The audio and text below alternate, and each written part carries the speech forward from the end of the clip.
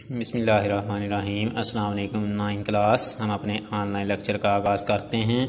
हम exercise 2.6 solve कर रहे थे, जिसका क्वेश्चन नंबर 6 का हमने 1, 2 और 3 पार्ट जो है वो कर लिए थे।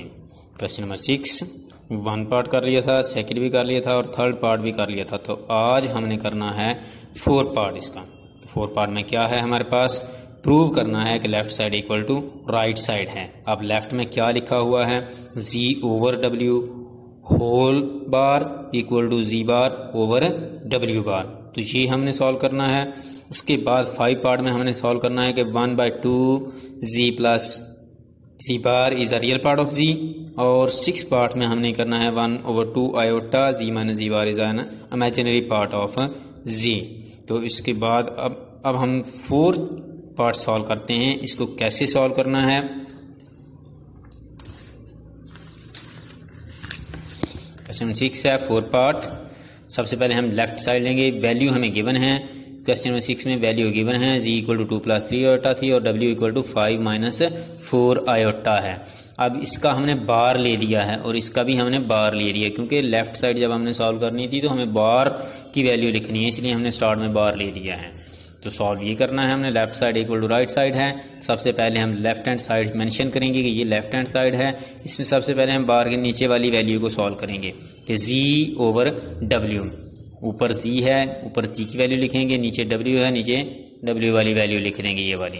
तो हमारे पास वैल्यू बन गई है 2 plus 3 iota over 5 minus 4 iota. जब भी डिनोमिनेटर में कम्प्लेक्स नंबर आ जाए तो उसको सिंप्लीफाई करने के लिए क्या करते होते हैं, आयोटा को ख़त्म करने के लिए हम क्या करते होते हैं, उसके डिनोमिनेटर के कॉन्जुगेट से रैशनलाइज कर देते होते हैं, यानी कि उसको मल्टीप्लाई भी करवा देते होते हैं और डिवाइड भी करवा देते होते हैं डिनोमिनेटर के कॉन्जुगेट से। तो इस रैशनलाइज करने से क्या करते हैं, फिर बाद में हम ऊपर वाली वैल्यू को आपस में मल्टीप्लाई और नीचे वाली वैल्यू इसको आपस में मल्टीप्लाई करवा देते होते हैं। जब आप ऊपर वाली मल्टीप्लाई करवाओगे तो हमारे पास ये फॉर्म बनेगी। मल्टीप्लाई करवाने का तरीका वही है, फर्स्ट टर्म को दोनों टर्म से मल्टीप्लाई करवाएंगे, इधर लिखेंगे, फिर सेकंड टर्म को दोनों से मल्टीप्लाई करवा के इधर लिख देंगे। इसी तरीके से नीचे आपके पास फार्मूला बन जाएगा a minus b into a plus b. तो क्या लिखेंगे इसको, a की 2 माइनस b की 2 आ जाएगी हमारे पास वैल्यूज़। तो अब हमारे पास आयोटा स्क्वायर की जगह -1 पुट करेंगे। जब आप -1 पुट करेंगे यहाँ पे तो ये प्लस मल्टीप्लाई माइनस माइनस हो जाएगा। उसके बाद ये आयोटा वाले दोनों इमेजिनरी पार्ट थे, आपस में ऐड सब्ट्रैक्ट होकर 23 आयोटा बन गया है। और ये रियल पार्ट हैं दोनों, तो दोनों आपस में ऐड होंगे, ये मल्टीप्लाई होकर उसको प्लस कर देगा। तो अब आपके पास क्या आ जाएगा, -2 प्लस 23 आयोटा ओवर 25 प्लस 16। तो ये वैल्यू आई है हमारे पास सिर्फ,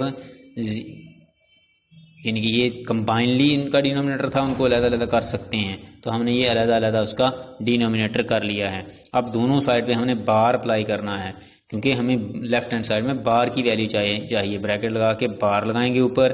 तो इधर मैंने डायरेक्ट उसका कॉन्जुगेट ले लिया है, आयोटा वाला साइन चेंज कर दिया है। उसके बाद हम राइट हैंड साइड में आएंगे। राइट हैंड साइड क्या है हमारे पास, z बार ओवर w बार। अब जो स्टार्ट में हमने z बार और w बार की वैल्यू ली थी, ये वाली वैल्यू उधर यूज करेंगे डायरेक्ट। z बार की वैल्यू लिखी, w बार की वैल्यू लिखी, फिर वही आ गया आपके पास नीचे डिनोमिनेटर में कॉन्जुगेट और कम्प्लेक्स नंबर है।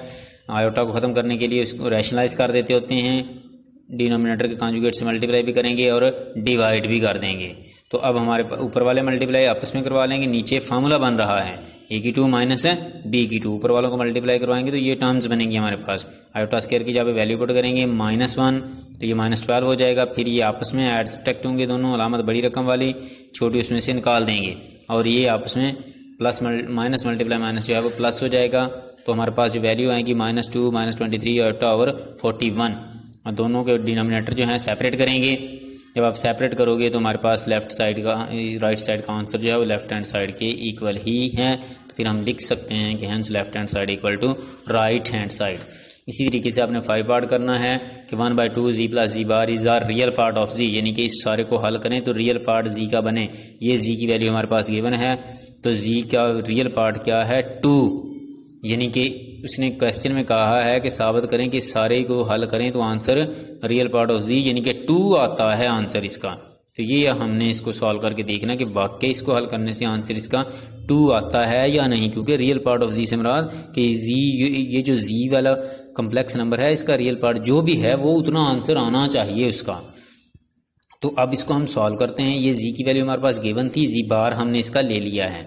तो अब ये क्वेश्चन सॉल्व करते हैं। इसके अंदर जी की वैल्यू पुट करते हैं ये वाली, और जी बार की जगह पे जी बार वाली वैल्यू पुट करते हैं। प्लस है, साइन पे नो चेंजिंग, तो अब -3 iota plus 3 iota cancel out हो जाएंगे। 2 2 4 होगा, 4 ऊपर मल्टीप्लाई के ऊपर आ जाएगा, डिवाइड करेंगे तो 2 आएगा। तो वाकया ही इसका आंसर जो है वो 2 आया है और 2 ही इसका रियल पार्ट है। फिर हम कह देंगे कि hence 1/2 G plus G bar is a real part of G. अब 6 पार्ट भी सेम ऐसे ही करना है, वो चेक करना है क्या ये इसको हल करने से इमेजिनरी पार्ट बनता है जी का। इमेजिनरी से मुराद अब आपके पास 3 आंसर आना चाहिए, क्योंकि इसका रियल पार्ट 2 है, इमेजिनरी पार्ट 3 है। तो +3 इसका आंसर आता है या नहीं आता इस सारे को सॉल्व करने से। तो वैल्यू लिखेंगे हम लोग, जी की और जी बार की लिख ली है। फिर इसके अंदर दोनों वैल्यू पुट कर देंगे, तो हमारे पास माइनस है, साइन चेंज हो जाएंगे माइनस अप्लाई करने से। जो पॉजिटिव है नेगेटिव, जो नेगेटिव है वो पॉजिटिव हो जाएगा। अब 2 के साथ कैंसिल आउट हो जाएगा, ये दोनों 6 हो जाएंगे। अब 6 आयोटा ओवर 2 आयोटा, तो आयोटा आयोटा से खत्म, इसको कट करेंगे तो 3 आ जाएगा। तो वाकया ही जो आंसर आया है वो रियल पार्ट ऑफ जी ही है। तो फिर हम कह देंगे कि hence 1/2 iota G minus G bar is an imaginary part of G. तो ये आपके पास क्वेश्चन नंबर 6 था, कंप्लीट हो गया है। उसके बाद अब आगे आता है क्वेश्चन नंबर 7।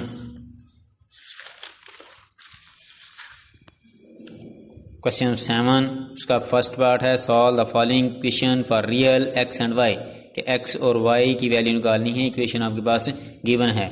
ये 2 कम्प्लेक्स नंबर हैं एक साइड पे, एक कम्प्लेक्स नंबर एक साइड पे है। ये 2 कम्प्लेक्स नंबर जो हैं वो आपस में मल्टीप्लाई हो रहे हैं, उनको हमने मल्टीप्लाई करवा दिया है।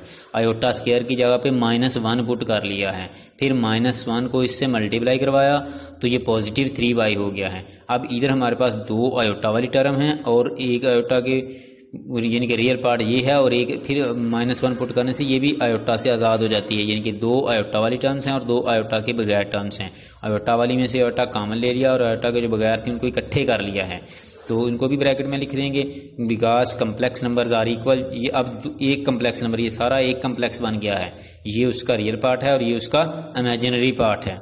जब ये एक कम्प्लेक्स नंबर और ये एक कम्प्लेक्स नंबर दोनों इक्वल हैं, दरमियान में इक्वल लगा हुआ है, इसका मतलब है कि इसका रियल पार्ट उसके रियल पार्ट के इक्वल है और इसका इमेजिनरी पार्ट उसके इमेजिनरी पार्ट के इक्वल है। इस तरह हमने इसको इसके इक्वल करके एक इक्वेशन बना ली है, उसको इक्वेशन 1 कह दिया। फिर इसको हमने उसके 1 के इक्वल करके एक इक्वेशन बना ली है, तो उसको अरेंज कर लिया, एक्स वेरिएबल पहले वाई बाद में, तो इक्वेशन 2 कह दिया। अब हमने देखना है कोफिशिएंट इक्वल करके इसको हल करना है। 2 इक्वेशनें बन गई हैं जिस तरह हम 8th क्लास में क्वेश्चन करते आए हैं। एक्स को इक्वल करते हैं तो इसको साथ 2 है, इसके साथ 3 है। ये जो 3 जो है इसको इससे मल्टीप्लाई करवा दें और जो इसके साथ 2 है उसको इस इक्वेशन से मल्टीप्लाई करवा दें, तो एक्स की कोफिशिएंट जो है वो इक्वल हो जाएंगे। मल्टीप्लाई इक्वेशन 1/3, 1 को 3 से मल्टीप्लाई करवा दिया ताकि एक्स इक्वल हो जाए। जो इधर एक्स के साथ है उसको ऊपर वाली टर्म से इक्वेशन से मल्टीप्लाई करवाएंगे और जो एक्स के साथ इधर कोफिशिएंट है उसको दूसरी इक्वेशन से मल्टीप्लाई करवा देंगे। तो ये हमारे पास जो है वो 3 से मल्टीप्लाई करवाने से 6x + 9y = 12 और उसको 2 से मल्टीप्लाई करवाएंगे तो अब हमारे पास ये इक्वेशन बनी है उसको 4 कह देंगे। अब ये 6x नेगेटिव है वो पॉजिटिव है, जब साइन अपोजिट हो तो दोनों को ऐड करेंगे, तो एडिंग इक्वेशन 3 और 4 ये कट हो जाएंगे, ये 13y हो जाएगा और ये आपके पास है 12 और 2 14 हो जाएगा। ये मल्टीप्लाई हो रहा है, इधर आके डिवाइड होगा। y की वैल्यू निकल आई है, जब y की निकल आई है तो फिर हम इसको क्या करेंगे, इसको किसी एक इक्वेशन में 3 में या 4 में पुट कर दें। जब हमने 3 में पुट किया तो 3 की इक्वेशन लिखेंगे, y की जगह पे ये वाली वैल्यू पुट कर देंगे, इस 9 के ऊपर मल्टीप्लाई करवाएंगे 126 हो जाएगा। ये सारी टर्म इधर प्लस हो रही है, दूसरी साइड पे लेके जाएंगे तो ये नेगेटिव हो जाएगी। नेगेटिव होगी तो एलसीएम लेंगे इसका, 13 है, इसका कोई भी नहीं है तो 13 को इससे मल्टीप्लाई करवा के इधर लिख देंगे और -126 लिख देंगे। 30 बचा, इधर मल्टीप्लाई हो रहा है तो इधर नीचे आएगा, डिवाइड होगा, 6 उससे कट हो जाएगा तो 5/13 आपके पास ये आंसर आ जाएगा। तो आज के लिए इतना ही काफ़ी है, यही आपने लर्न भी करना है और होमवर्क में भी करना है। अल्लाह हाफिज़।